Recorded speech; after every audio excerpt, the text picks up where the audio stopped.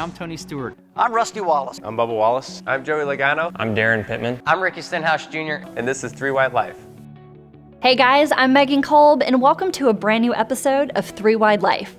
As many of you know, family is a big part of racing, and today we have a father-son duo featuring Joe and John Hunter Nemechek.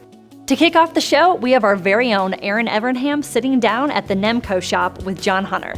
The last time that we sat down with John Hunter, he was only 8 years old, and he's 19 now. So it's going to be fun to see how time has changed. John Hunter, most of your childhood you grew up at the racetrack. Most kids go do family events on the weekend, but you guys went to the racetrack every weekend. What was that like? It was fun. The racetrack and the racing family, I mean, everyone, it's one big family. From other kids, I know Tyler Labonte, Bobby Labonte's son, we would always hang out, from Ryan Blaney to Chase Elliott. Yeah. I mean, you get to hang out with all these guys at the racetrack when you're young, being able to play on the playground, being able to go to MRO, and now you're racing against them. What are some memories that really stand out to you? Probably the most memorable thing was at Kansas when Dad won both the Xfinity race and the Sprint Cup race, all in the same weekend. That was awesome to be able to go to Victory Lane twice that weekend. He won the pole too, so I got a pedal car when I was younger, so that was probably one of the coolest memories I have. What has it been like to kind of watch your dad's career go from up to where it's winding down now?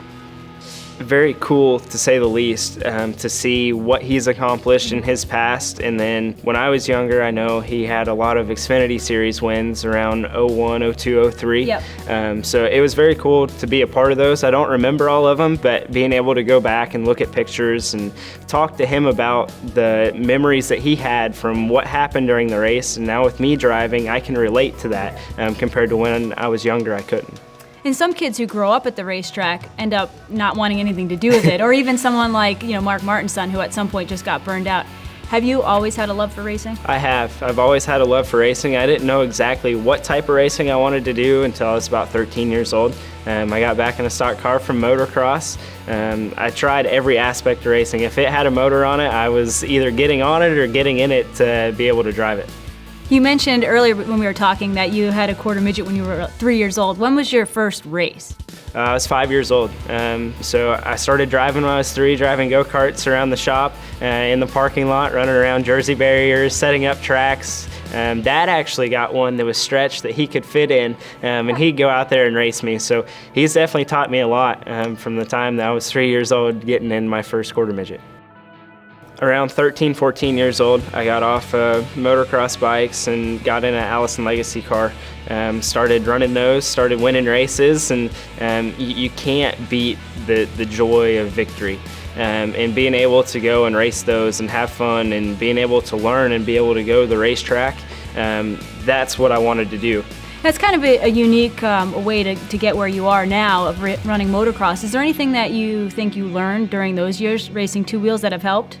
I wouldn't say there's very much other than just momentum. Motocross and stock car racing, if you can carry more momentum around the corner, you're going to go faster, so all that applies. You mentioned your dad has been a great mentor. How does he mentor you? What are some of the ways that he's really helped you?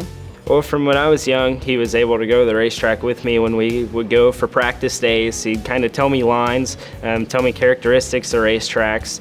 And as I started progressing through the ranks and through the years and I started learning more, he kind of let me do that on my own. If I had a question, I could go to him and ask him, and I knew that he was going to tell me the right answer. Or if he saw something that somebody else was doing, even to this day, if we were to go to a racetrack and someone else is running a different line and they're running a little bit faster, more consistently, whatever, he's going to speak up and say something just so I have that knowledge. Is there one line or one piece of advice that sticks out that he's given you that's really helped, or that he continues to say to you? Work hard and don't give up. No matter the circumstances, you always have to work hard, and hard work ends up paying off. So to learn from him, he has a great engineering mind.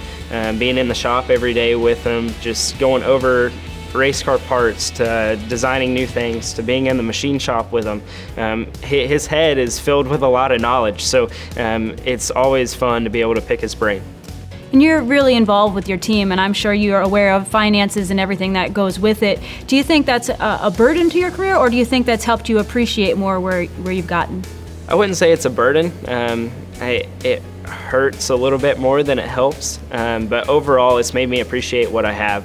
It's made me work for what I have, and it just makes that victory so much sweeter when you're able to do a lot with not as much funding as some of the other teams. But even with as little funding that we have, we utilize our resources to the absolute max, and we make sure that our equipment is the best it possibly can be when it leaves the racetrack, and when we get to the racetrack, we work on it from the time that we get there to the time that the race ends, just to make sure that we have the best truck that we can.